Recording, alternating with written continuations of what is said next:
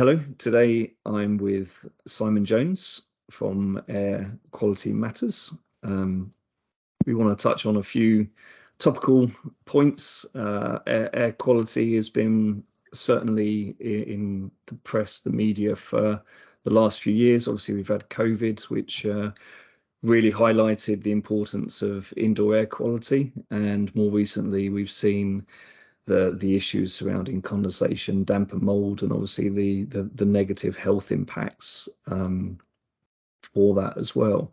So I'm excited to have you here today, Simon. I'd like to call you an expert in this field, but you might not take that yourself. But certainly, I'll take any compliments, Vince. You know that. Thanks, I appreciate it. Sure. Well, look, perhaps you can just introduce yourself and talk a little bit about Air Quality Matters. Yeah, no, thanks for that. And obviously, anybody that knows me and knows you will know a few years ago I was working with Erico, so I know you well, Vince, and we've both been on the coalface of trying to sort out ventilation in housing for many years. Since then, for the last year or so, I've been involved in predominantly data from the built environment and housing. So really getting under the hood of the performance of buildings from an IoT and digital perspective. So that's been absolutely fascinating. And recently I launched a consultancy called Air Quality Matters. And principally, the reason I did that was I felt that somehow there were missing jigsaw pieces that needed to pull a lot of strands together within the built environment when it comes to ventilation and air quality. We get so much right, but somehow don't manage to get it that final yard and get the outcomes that we want. And I've been in a fortunate position for the last decade or so of sitting in this middle ground between industry, academia, and policy and regulations, and feel that I can help organizations and people kind of just pull those final pieces together and give some direction. So that's principally what the consultancy is about. It's about providing advice and strategy to organizations to help them with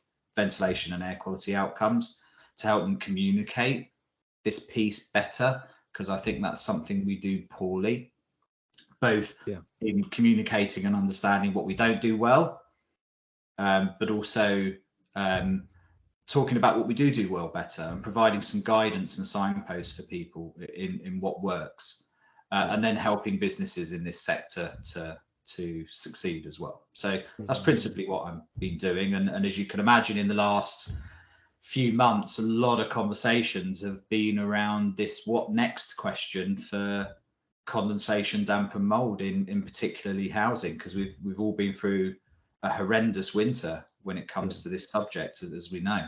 Well, not only that, we're seeing fuel poverty. You know, the cost of living crisis. It's impacting everybody right now, and I think it'd be interesting to get your viewpoint, I suppose, on what factors typically cause the issues that we're seeing. This condensation, damp, and mould.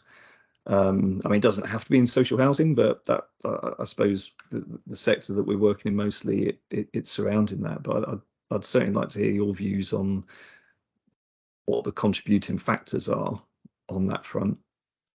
Yeah, I think so. Be delighted to, and I think it's actually a really interesting point you touched on there.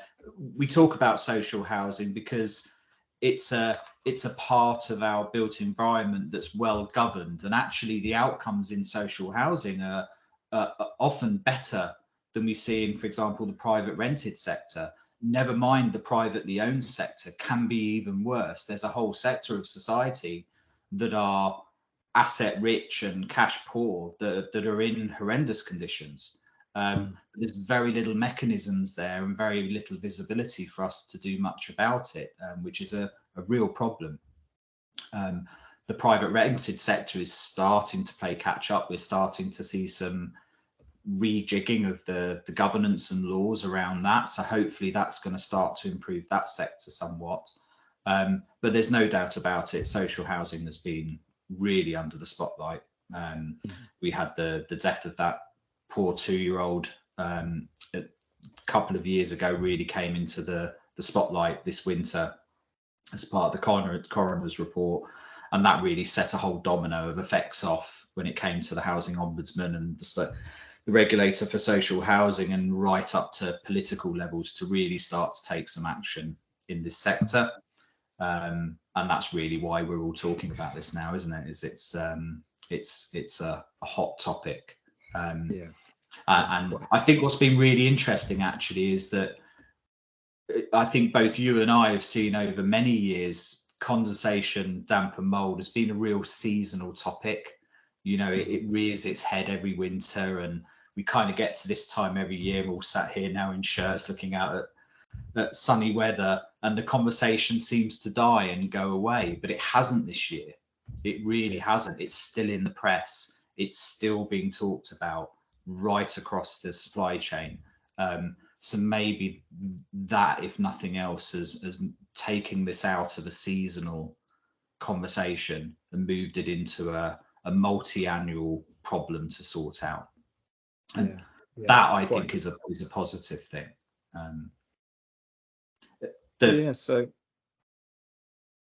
So the factors involved then, because I mean I've had this, I suppose I was at a conference earlier on in the year, and actually there was a barrister talking to housing asset managers, directors, and I heard this question. It was like from a chap that was talking about a situation he had in one of, in their own housing stock, and he said, look, I've got a property, it's got condensation, it's got damp, it's got mould. I've had surveyors come round and they've said the ventilation system's working as it should be. He said, but I keep getting it. Said the report's coming back, everything's working as per building regulations. And what do I do about that situation? Because it's not taking it away. And I was quite surprised by the barrister's response, she said, look, all you can really do in that scenario is treat it every 6 months, because everything's as it should be. And I found it madness, as a response, because I felt like that was just a plaster, that it's not dealing with the issue. There's clearly an issue there, but it's not dealing with it. And even a barrister obviously was more from the perspective of, well, what's your liability as a landlord, and are you going to get a claim because of that? So it was very much directed at the audience on that side. But I thought, well, we can't. That seems just like a terrific waste of money. How can that be the right response to that question? Yeah, it's a bit like taking an aspirin for chest pain without going to see the doctor and figuring out what the underlying causes are, isn't it? I mean, it's always the first part of any strategy is a diagnosis of the challenge. Trying to understand exactly what you're dealing with, and I think perhaps a reflection of modern society, but the topic of condensation, damp and mould is often pulled into very binary opposing positions of tenant, landlord. It's the ventilation, it's not. It's insulation, it's not. The reality is, for anybody in this space know that it's a really complex issue, condensation, damp and mould, and you can split it down and try and understand it in a number of ways, but principally we try to understand a state of moisture imbalance in a building as the cause of condensation, damp and mould. That's the symptom of the problem. And you can look at it through principally 4 pillars, if you like. One of them is the systems in a building not functioning the way they should do. That might be the heating or the ventilation side of the building. It can be the fabric, obviously. So that might be things like leaks or the insulation values of the building creating cold surfaces. You can have activity in the dwelling, and not just the typical direction of misuse at tenants, but also the fact that, particularly in social housing, there can be very heavily occupied spaces. So the level of occupancy in a building can have a very big impact on on the amount of moisture that's produced. And how people use a building can have a very big impact on it. And then the fourth one is context, and we really understood context this year in the fuel poverty crisis.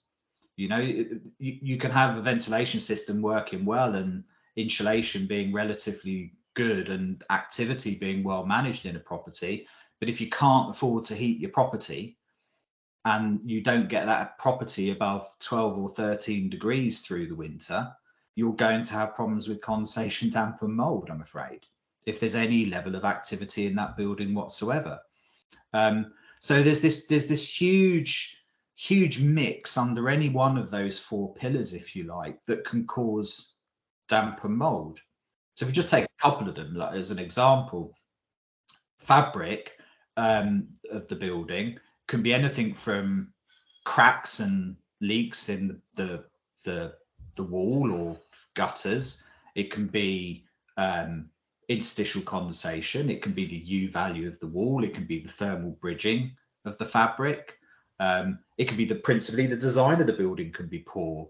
There's all sorts of things. There's a number of things within just the fabric element that can exacerbate or cause a problem with damp and mold and bring surface temperatures down to a point where you're more likely to see condensation, or you're going to get penetration and moisture through the wall.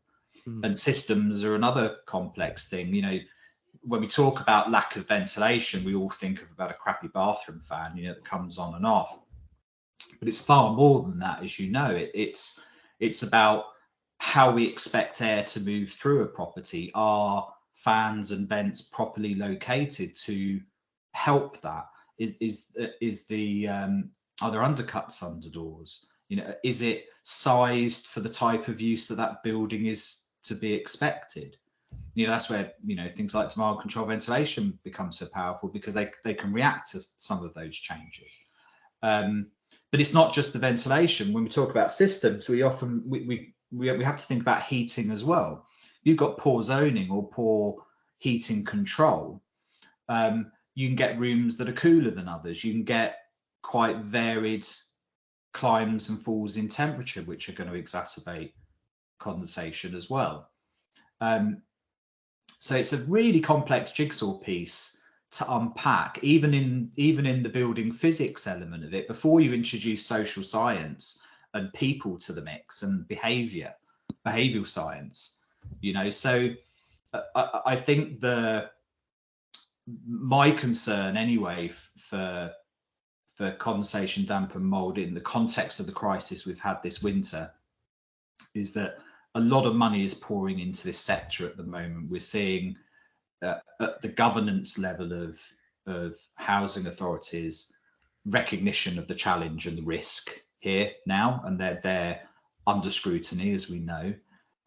That's now trickled down into the parts of the organisations that now have to deal with this problem. So we're seeing quite sharp increases in surveying in those organisations and response times to complaints of condensation, damp and mould, and those systems started to kick in to really recognise the problem. But we're really still only at the point of trying to understand the diagnosis, if you like. We haven't started to answer the what next question yet, and that's a question that built environment people have been trying to unpack and solve for years, and it's not an easy one to fix. I think we can assess the scale of the problem quite quickly, and hopefully by the end of this summer, with the surveying that's gone on, we'll have a better picture of how big a problem this is.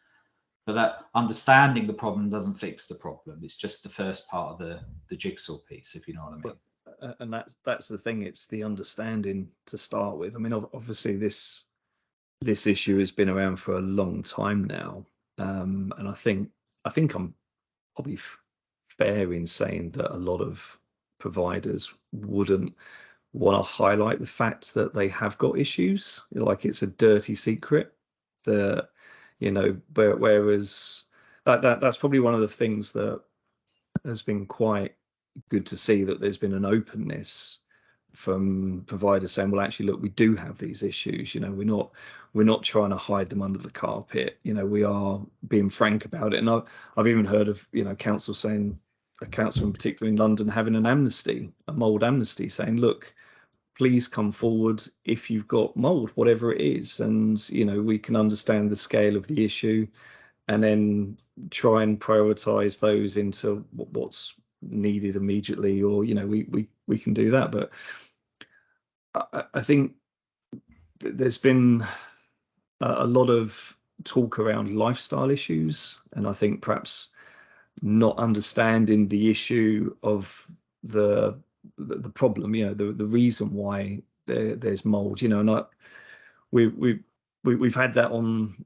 surveys where we've gone out and one particular bedroom seems to be caked in mold, and they're saying, look, that's the problem, that one room. Whereas, well, it's not necessarily that room. That could be the coldest room, the most underheated room.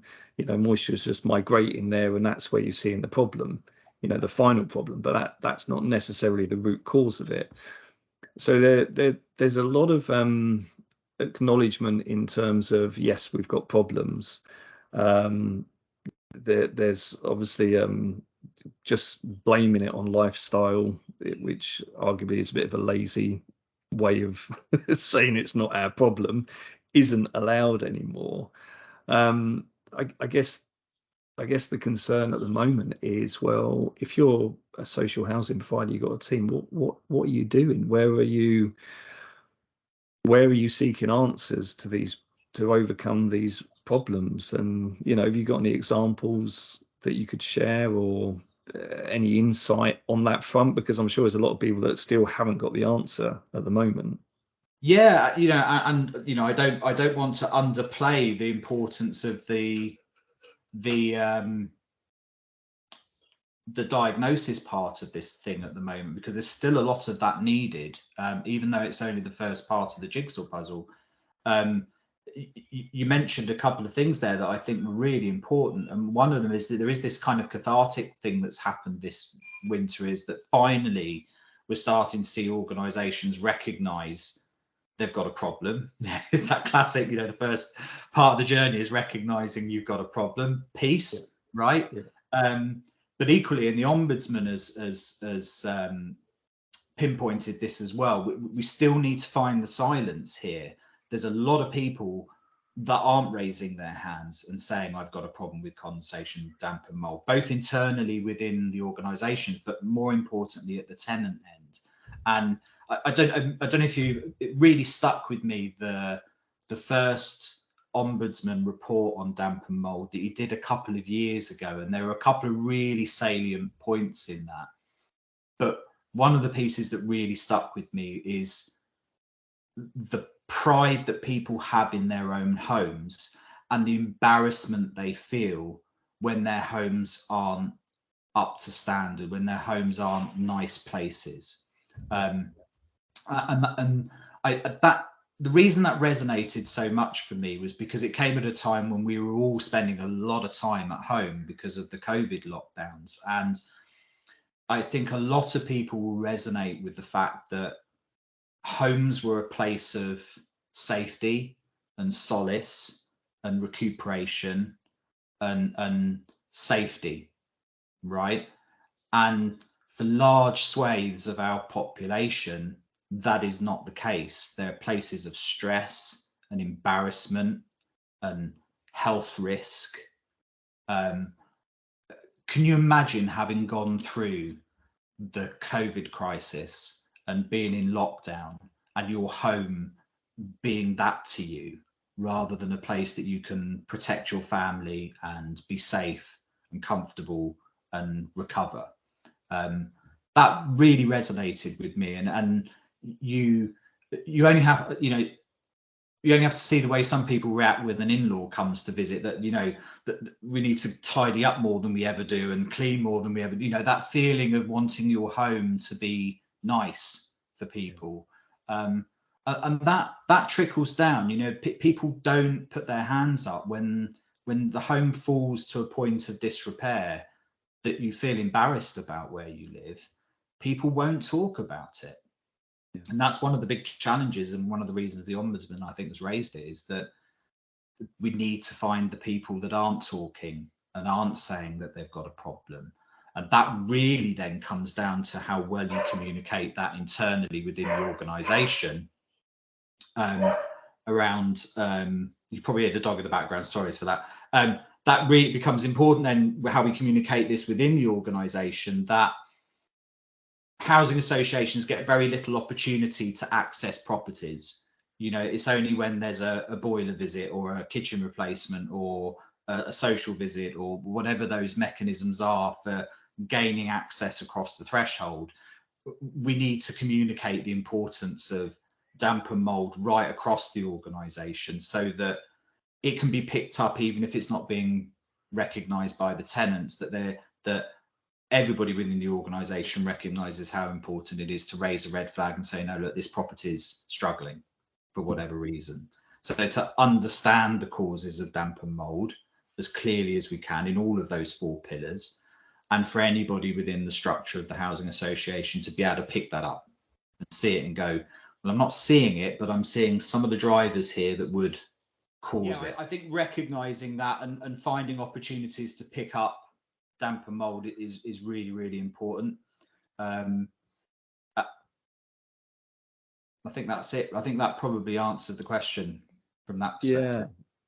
Well, clearly there's a lot of money being spent to tackle this issue at the moment, be that in surveys or perhaps product solutions to overcome it. Do you think that's going to be the end of it? That you know, we've found the silver bullet, because that's what everyone wants right now, don't they? I mean, you know, just give me one thing that's going to take it away, and you know, that pill that I can swallow, and it takes all my problems away. I mean, yeah. Is that realistic? No, a loaded question. Obviously, no is the short answer. I think I think the key over the next over this summer is to really understand the problem and understand what the journey or the roadmap looks like for bringing these buildings on a journey over the next 2 years, 5 years, 10 years. It reminds me of the Thamesmead condensation damp and mould project. Do you remember that from a few years ago? It became quite famous there because it was, I think, a really good example of a recognition of a problem and the fact that there are elements of that problem that couldn't be fixed in the short term. And how do you build a logical roadmap to deal with something in that circumstance? So for anybody that doesn't know that particular situation, Thamesmead, it was a part of London under, I think, it was Peabody, wasn't it? Was it Peabody originally, or it transferred from somebody? I think it was Peabody. It was originally built by the GLA, and then that's right, yeah. Galleons were managing it, but that was the only properties that they had, so they were grossly underfunded to basically to put money in to deal with the issues that they had, which is when Peabody took on the estate. Yeah, and they found themselves in an interesting situation, didn't they, where they effectively found the area at the end of a crossrail, which meant the potential for land prices went through the roof. So there were, from what I recall, there were kind of 3 approaches for the area. One of them was the sale of land for private development, because now all of a sudden this is a real commuter belt area of London. The second part of that was a regeneration of social housing in the area. So with the sale of land and the increase in value, they were able to reinvest very heavily and really improve some of those areas for regeneration. But there was a recognition, wasn't there, that there was a good third of that area that just wasn't going to be dealt with for a period of time, maybe 10 years or more. And there was big problems with the state of buildings in that area, both with condensation, damp and mould, but energy efficiency and a whole range of other social issues. So how do you manage that when you know you've got a problem, but you've got to deal with the reality of not being able to fix it all at once? And I think where we are with damp and mould now is very analogous to that, actually, in that we know we've got a very big problem to sort out. Once we have to start asking the what next question and recognizing that this isn't fixable this winter or next winter, or in reality, probably over the next half a decade, how do we plan for that? How do we plan to communicate that effectively so that people aren't seeing an erosion of trust, that we had a problem, but you've done nothing about it kind of thing? Or I've seen you spend money, but it's not fixed the problem because you haven't been able to do everything that's needed to eradicate damp and mold. It's a complex piece. It's a complex piece to work through over the next few years, and I think that's going to take. It's a bit like sustainability and the retrofit agenda. These are really big, complex questions that are going to have to be very carefully road mapped and communicated if we aren't going to let people down or make them feel like they've been let down. Because the hard reality is that you may recognize you've got a proportion of your stock that have got big problems with condensation, damp and mold. You might start upping the investment into fixing that problem this year, and you might start with, you know, let's say improving ventilation in the properties. But the reality is that in a lot of cases, that's not going to solve the problem. It will go a very long way to fixing it if you've had inadequate ventilation in those properties. But if you've got issues with thermal bridging or leaks or something else, condensation, damp and mold is going to come back, you know, this winter, or if not this winter, next winter.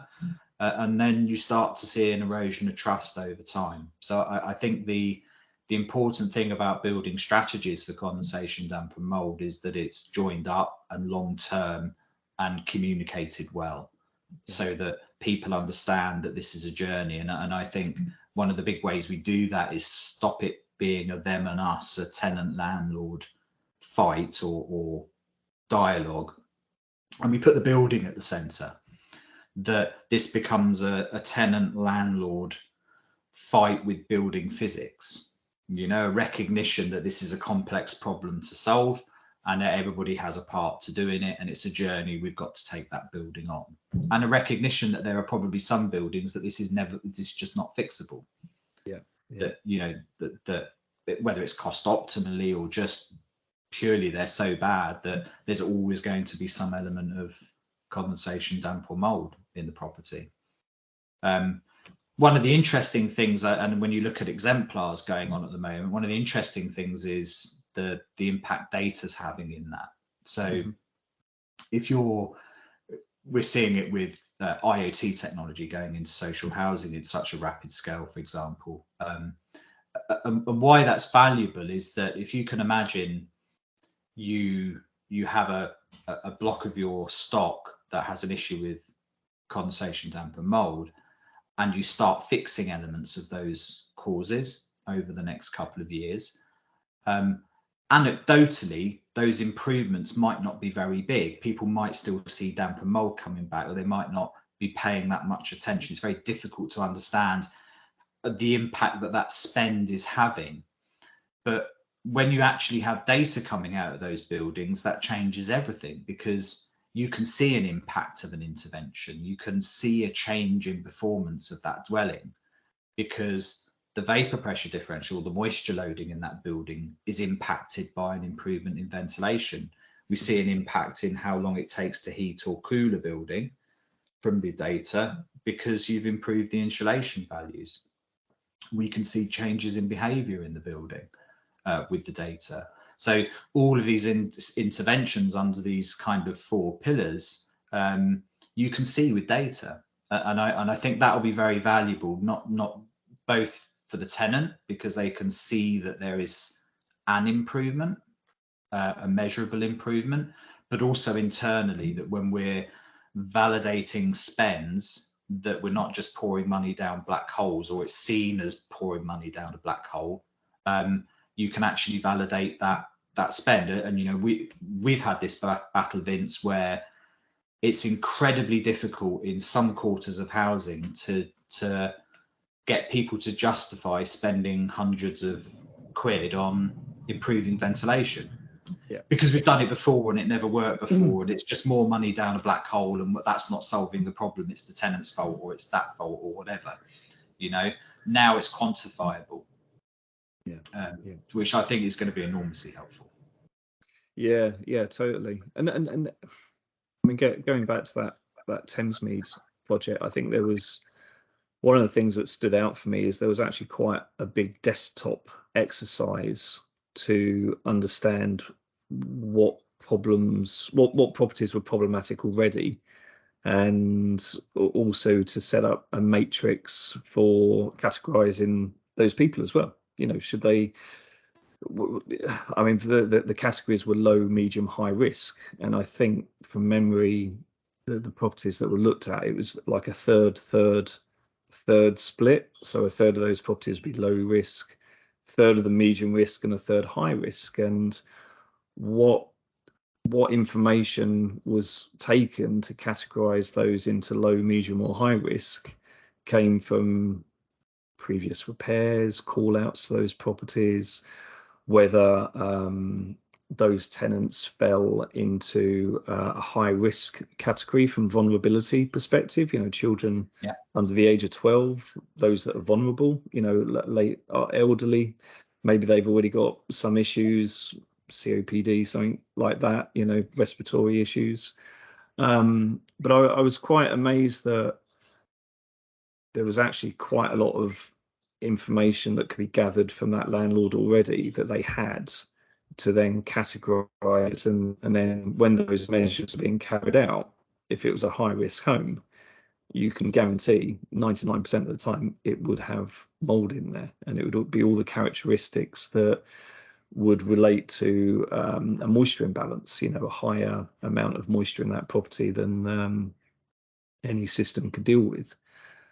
So it's interesting. Not a surprise, right? It's not a surprise. And you know, if you've got homes that have a very poor SAP rating, somebody's probably complained about damp and mold before. They're on the register as being fuel poor.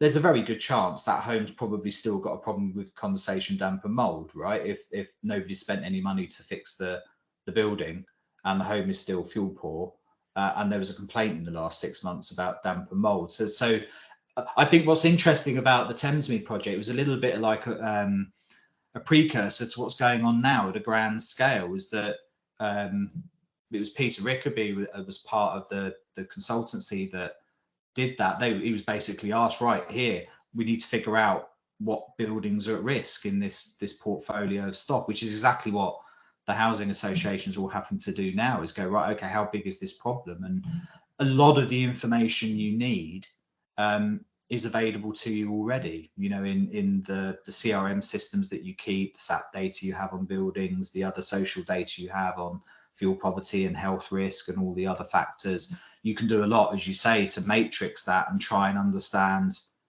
what's happening at a kind of a desktop level. And it was remarkably accurate, you know, like if all the buildings, I think 100% of the buildings they identified as being high risk, on visit, they found condensation, damp and mold. But again, probably not too surprising when you think about it logically. You know, if you're going into crappy old buildings that, you know, in the middle of winter where they've been complaining about damp mold and so on and so forth, you're going to find it, right? I think what was fascinating about that project was that they not only had to provide that matrix of risk, they then had to answer the what next question. And that was about, okay, if we can't insulate or upgrade this building in the next 5 years, what are the measures we do? What does the roadmap look like? And what they ended up with Thamesmead damp and mold was the low risk properties. They kept an eye on the property and controlled the heating a little bit better with smart thermostats and data. And as you moved up the risk categories, you started doing things like improving ventilation with the properties, and the outcomes from that were very good. You know, in a process of looking at the scale of the problem, understanding the risk, and scaling solutions to try and mitigate that risk, you got very good outcomes. And that was by controlling the thermal characteristics of the building, removing a lot of those risks around time to heat and time to cool, and providing some consistency, and then putting ventilation systems in that manage the vapor loading risk within that building, that we're able to adapt and have the capacity to be able to meet the needs of social housing. And the impacts of that were very, very good. You can't eliminate risk, obviously, but you can certainly go a very long way for removing the main problems. And the advantage of the smart thermostats going in there by Switchy was that you could see the improvements in the data, so you could validate the impacts of those interventions. And that's a process that I think every housing association and council and anybody that owns property now is going to have to go through over the next few years, is understanding the risk of that portfolio, starting to develop strategies for fixing the problem, and validating those solutions. But if it's not done well and not coordinated well, we also see what happened in Peabody, and that is that strategy drifts away over time, and holes start appearing, and it isn't as joined up as it could be, and all of a sudden there are pockets that aren't getting those solutions in a organized way. And other and particularly with the big housing associations, right, they can be very bunkered, and what you end up with then is the kitchen replacement team come bulldozing through a building, fixing stuff and replacing stuff, and never think to look at the ventilation and include it as part of a strategy while they're doing that, you know, and you end up in there 6 months later and you go, well, see, everything you've just spent $5,000 doing the kitchen here, nobody thought to think about ventilation while you were doing that, you know. Well, that's a key point though, Simon, isn't it? I mean, a lot of conversations I'm having around, obviously it's condensation, damp and mold, we're talking about that, but there's also another conversation around the drive towards net zero, decarbonisation. And I guess the questions is, look, what can I do, you know, to deal with both of those, tackle both of those issues? And this is where typically the way that a lot of the larger organizations are set up is there's a silo that someone over here is dealing with energy efficiency, and someone over here has got the mold issues, and someone over here is doing the planned works, and there isn't necessarily the cohesion that ties it all together. And I guess that's a risk potentially as well, that you think you've got a strategy that's right to overcome one thing, but actually you might be missing, you know, if that building's going through changes because it's going to get upgrades for energy efficiency, is that being factored into the overall approach? And what's the impact that it may be a solution that's correct deal with one thing might not be correct to deal with those other measures that are likely to be carried out? Well, we've never had a better chance, because I don't think it's fair to say I don't think damp and mold has never been a priority from the top down before. So within a large organisation, there's never a better opportunity for an organisation-wide strategy for dealing with the problem across all of the silos or bunkers within an organisation than when it comes from the top down. So like, now's the chance, because you're right, you know, there's an enormous amount of money being poured into renovating the existing stock at the moment, the eye-watering amounts with the SHDF Wave 2 funding as an example. You know, how much of an impact will that money have if that funding is targeted at those problem properties primarily, because you have an opportunity within that funding structure to fix fabric, ventilation systems, heating systems, controls, a lot of the challenges that are causes of damp and mold can be tackled as part of that programming. But as an aside to that, you know, we've got massive funding going into heat pumps and heating systems at the moment, as an aside to SHDF Wave funding. We've got boiler replacement programs going on, kitchen replacement programs going on, business as usual stuff, as you say, planned maintenance, reactive maintenance, all of these opportunities to have a structured approach to start picking off these problems as you have an opportunity to do it.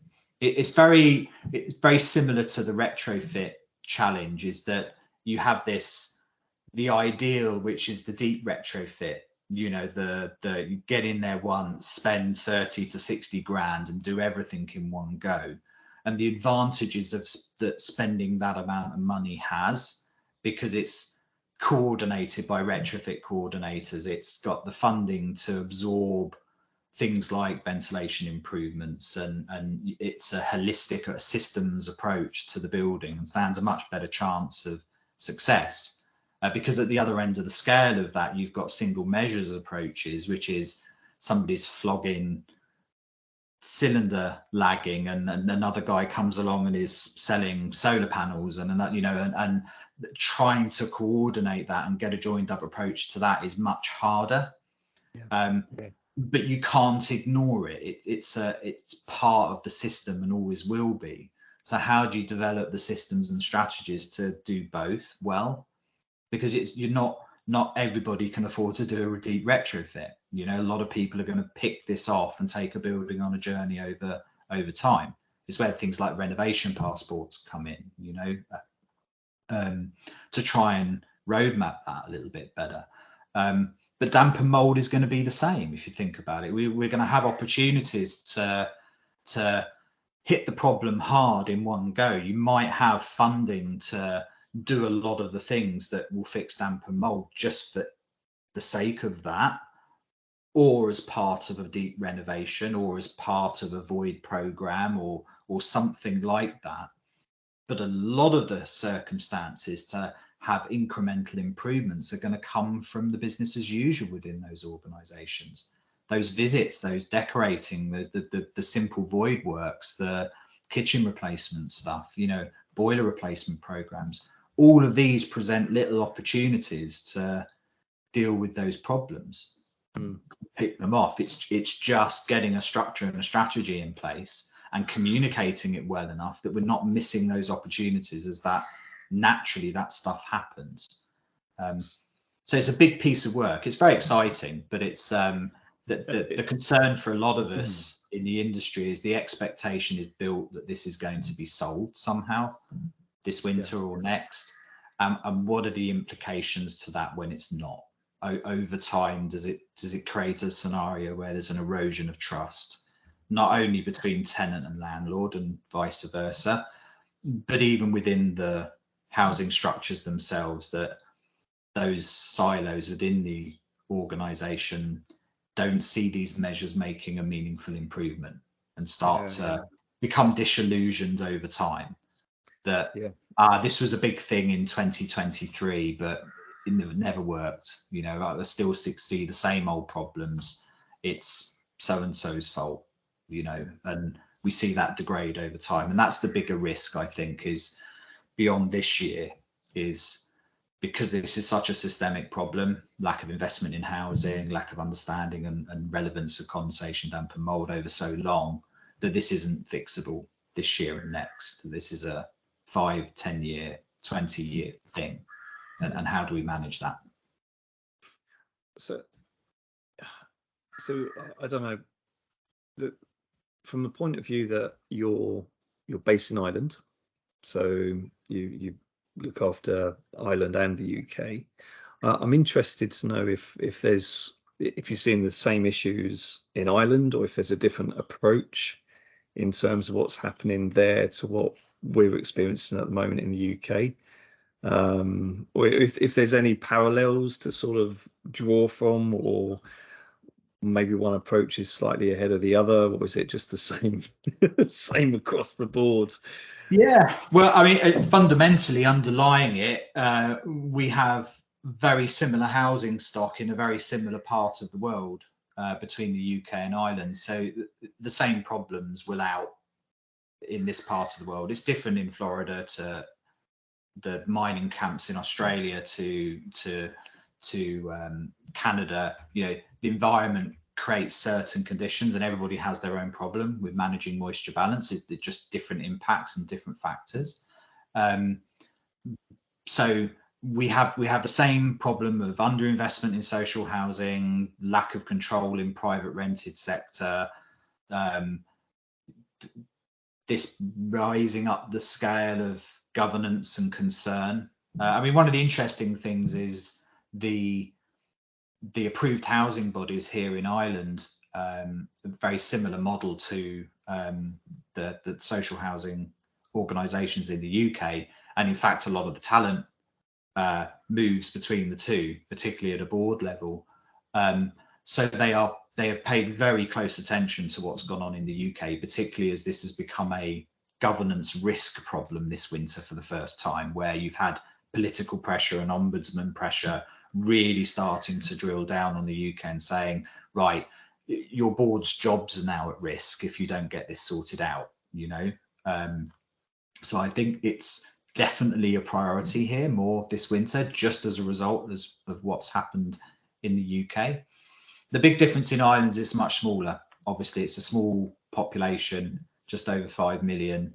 There are, I can't, even within the big 6 approved housing bodies, which probably represent 75% of all of the social housing, not owned by councils, for example. I don't think it's much more than 30 or 40,000 homes, so probably smaller than some of the biggest social housing providers in the UK. So scale is very different, but technically it's the same problem. So we're seeing them go on a journey similarly to the UK. Of it's a governance issue. They're really starting to try and understand the risk. That's trickling down to a surveying and an understanding the scale of the risk problem. There's a digitization going on of that sector.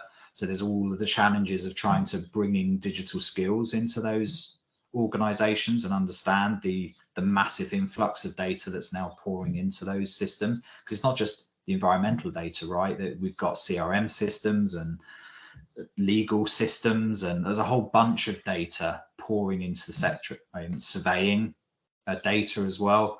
So they're having to absorb enormous amounts of data and try and navigate their way through that. So I see a lot of similarities. There's fundamentally some difference in how we're tackling retrofit here to the UK. There's a very strong political will and multi-annual funding system in place to deal with retrofit in the country. So that, I think it's a more solid base at which to deal with the retrofit element of condensation, damp and mould. I think there's more opportunity perhaps in Ireland there. But we're suffocated here, as we are in the UK, with skills and labour shortages. Yeah. So which is the big challenge everywhere. It doesn't matter whether it's new build or retrofit or condensation, damp and mould remediation or surveying or any element of the built environment at the moment, is finding enough people to actually sort the problem out. You know, that's challenge number one.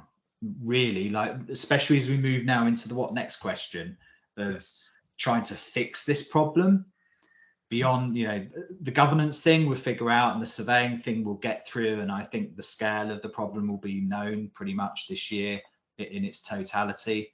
The big question, like with retrofit, like with everything else, is who the hell do we get to actually sort this stuff out? That is and there aren't answers for that one.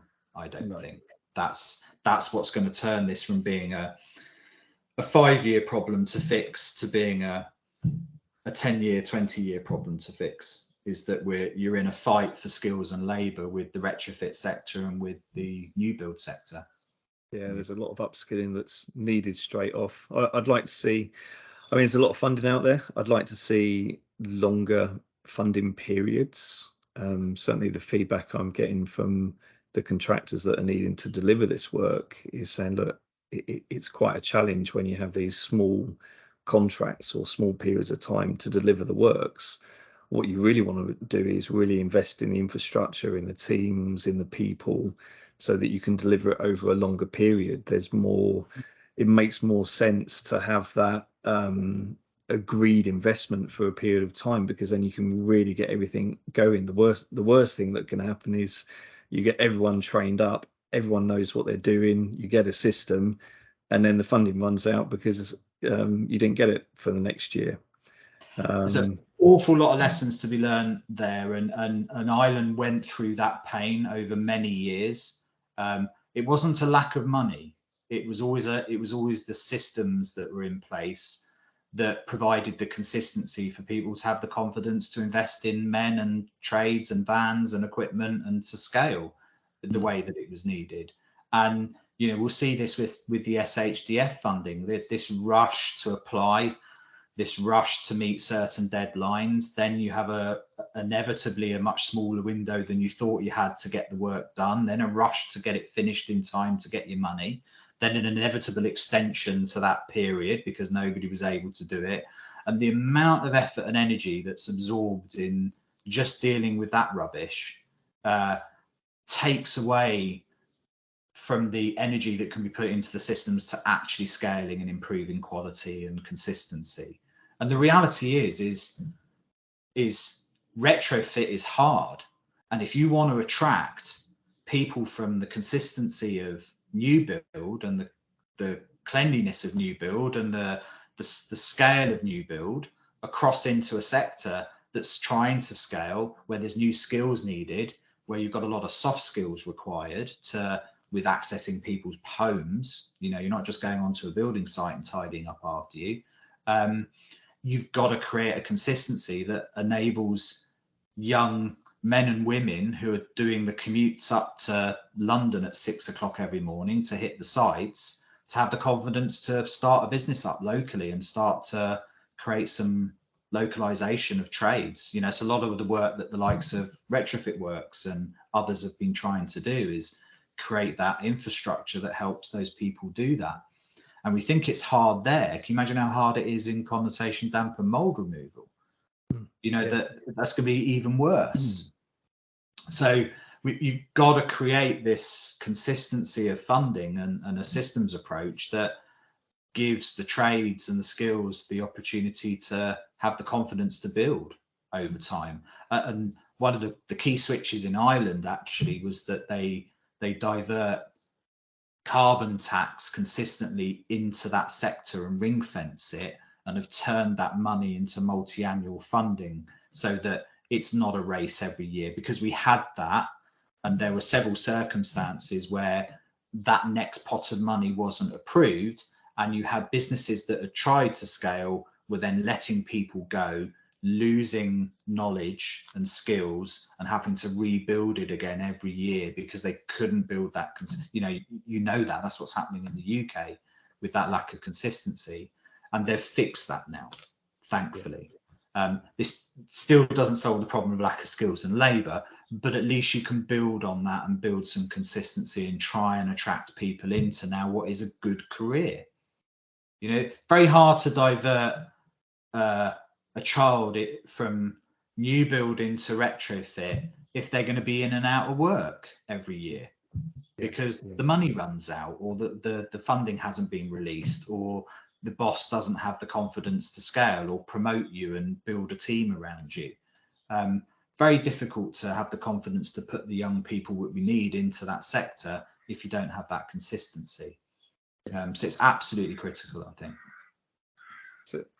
So coming back, I guess, to air quality matters, and which it does, of course. What conversations are you having at the moment? What's typically coming up in terms of the feedback, or why people are reaching out? I don't know how much you can summarize that at the moment, but it's across the field. I mean, I'm working with housing providers that are trying to build strategies to answer the what next question. So fundamental strategies of diagnosing the challenge and building a framework around that can get good outcomes. I'm working with organisations in a similar field that are trying to develop strategies for ventilation and air quality around retrofit rather than ventilation just being an add-on, that it's a core part of the process. So early conversations around the design and retrofit strategy for buildings, including ventilation and air quality outcomes, because it's becoming more and more important. And then a lot of conversation around communication, trying to build up the pipelines of communication, both within and outside organizations, to change how we talk about housing somehow. You know, the stop it becoming a them and us between tenant and landlord, start putting the house at the center and the health of the home at the center of those communication pieces, and use language that can resonate better, both with trades and the professionals, but also with tenants and non-professionals. I think it's an interesting time, and one of the things I think people have got to understand is that the built environment is changing very rapidly, and within 5 years, certainly 10 years, there isn't going to be anywhere to hide. The buildings will be talking to us about how they're performing. Data is coming out of everything now, and that data can inform not only whether a building is compliant, but also whether it's delivering fundamentally what that building's supposed to deliver. And if you can't get your head around that as an organization, you're going to come up against some trouble pretty quickly. Heat pumps are online, solar panels are online, energy monitors and smart meters are online. You know, these data sets combined in the right way tell you exactly what the SAP rating of a building is, exactly what the air quality in the building is, exactly whether the heating system's working and delivering what it's supposed to do. That changes the dynamic of everything, because you now move from, it doesn't matter whether your building was compliant when you handed it over, or whether it met the specs, or how good your brand reputation is as a manufacturer. Everybody will be living and dying by the ongoing performance of the buildings that they manage or build. And it changes the dynamic a little bit, because you have to answer questions you've not answered before. You know, yes, you are compliant, but why am I seeing poor performance in that room? Like, that needs fixing? How do I fix that? You know, and organizations are having to answer questions they've never had to answer before, and that includes developers and new build projects as well. You know, that we've seen it, and anecdotally, you know, it's true. There are new builds that within a couple of years have got major problems with damp and mold. We're already seeing consumer grade products going into those buildings where people that have bought products off of developers are going, this product that I bought isn't performing the way you said it was. It's a consumer issue all of a sudden. And the developers are going, Christ, you know, I've got somebody here on a WhatsApp group causing problem on a new estate that's saying their bedrooms are cold, and they've got data to prove it. Yeah, we've never had that before. You know, so it's quite interesting. Like, if we look into the future in that respect, because what's crossing my mind at the moment is, if we do have data and much more data available, there's a chance to regulate indoor air quality, for instance. I mean, we have, if you take cars, for instance, they all have to publicize their emissions, and obviously that factors into, we're seeing clean zone airs, we're seeing ultra low emission zones in cities. I mean, do you think there'll be a point where there'll be a regulatory requirement in buildings for air quality to actually be, you know, at a certain level, that, you know, that is something that, for the health of the occupants, for the health of the building, it's going to be something that we have to deliver, because we can actually understand what the health of a building is now. I think it's a really interesting idea, and it's funny you should mention cars, because there's an architect in Ireland called Simon Keogh. He produces, you know, those stickers you see on the the window of a car that tells you what its emissions is, what the engine capacity is, what all the full detail, the full rundown, and the urban and the rural mileage and combined, and the CO2 emissions and all of that, right? You get a big old list, right? And that's like your fundamental performance characteristics, the specification of the car, right? He's doing something very similar with the houses that he's providing, that he provides all of the environmental product declarations, the VOC emissions of the products that have gone in there, the performance of the ventilation, the bodied carbon of the bricks and the plaster, and the full remit. So it's like a starting point of the expected performance of those buildings. It's brilliant. And it's just a natural evolution of where we're coming from SAP, and in the UK, the BER data is that we're seeing the introduction of product declarations and embodied carbon and off-gassing and healthy products, and all this data starting to appear now in the mix. But the next natural step is then what's the ongoing performance of that product, in the same way that you have with cars, where they go, well, we don't trust the EV mileage, advertised EV mileage of the electric car. We know it only does 300 miles as opposed to 450 as advertised.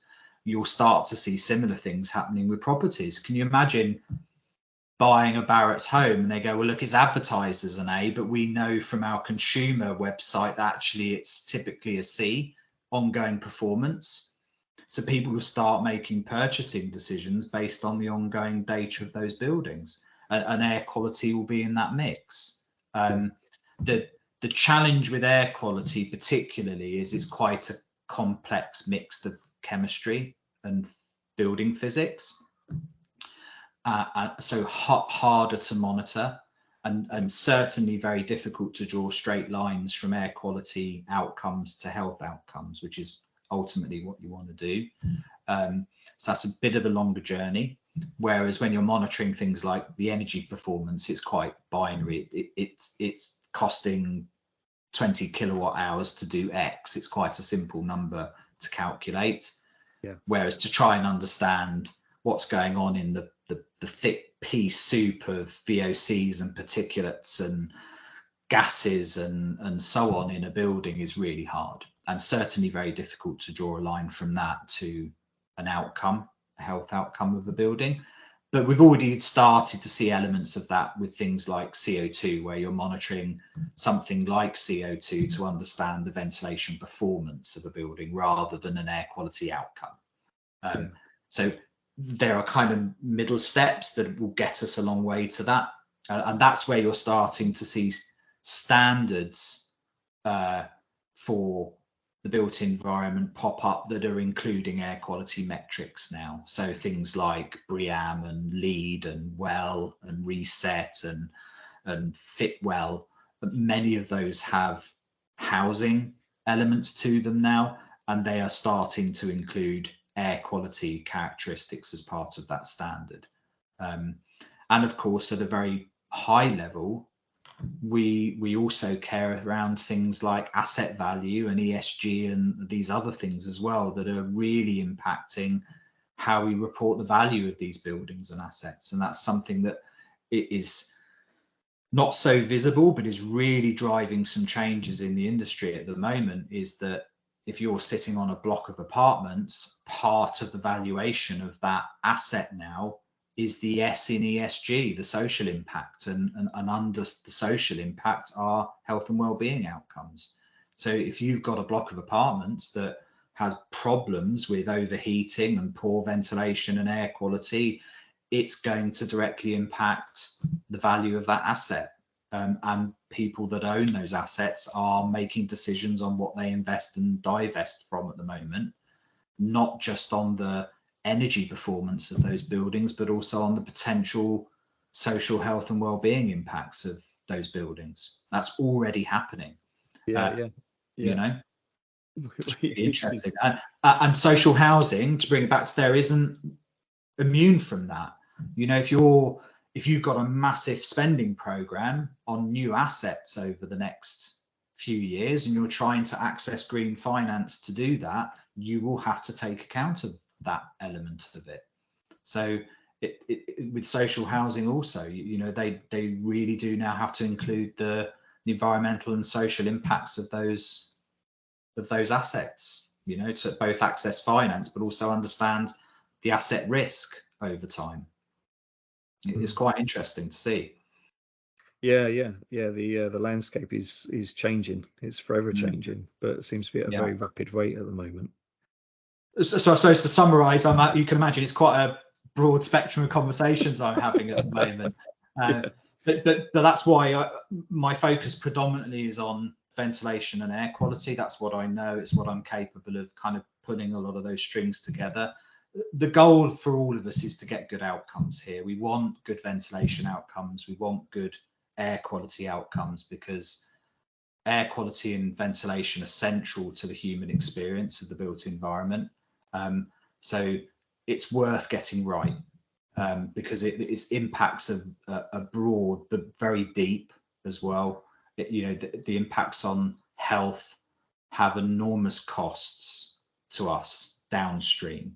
So that the more we can get right, the better it is for us long term.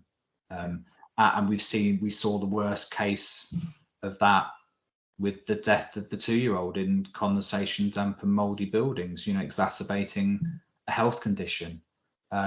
That's the worst, that's the scenario we all dread here.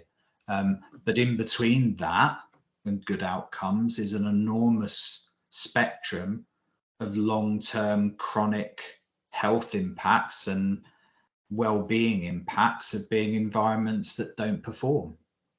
And that's not just housing, that's the workplace and everything else. You know, we see it spoken about all the time. We spent 90% of, most of us spend 90% of our time indoors. So the quality of the air that we breathe in those spaces has enormous implications on our health and well-being long term. You know, not just the acute disasters that we saw in social housing this winter, but chronically long term, it impacts how businesses perform, how we are mentally, our health and well-being, all sorts of things.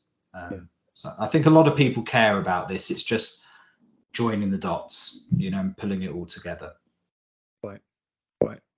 So if anyone's wanting to find you, Simon, you're not hiding under a rock. You're quite accessible. I take it. So Air Quality Matters is the if you look that up on Google, you'll find me, and also I'm on LinkedIn. So anybody wants to search me there. Always happy to chat if people want to talk. Oh, that's great. Well, I think we're probably drawing to a natural close. We could talk a lot more. There's some wide subjects there. I think probably one of my takeaways is really, if there are issues there, it's really that diagnosis to start with. I think that's probably the key starting point in any of these situations, is understanding the why, you know, and that's the first step. But look, I found it very interesting, Simon. It's always a pleasure to talk to you. I would consider you an expert, even if you wouldn't give yourself that title. But no, look, it's been great having you on. I really appreciate your time.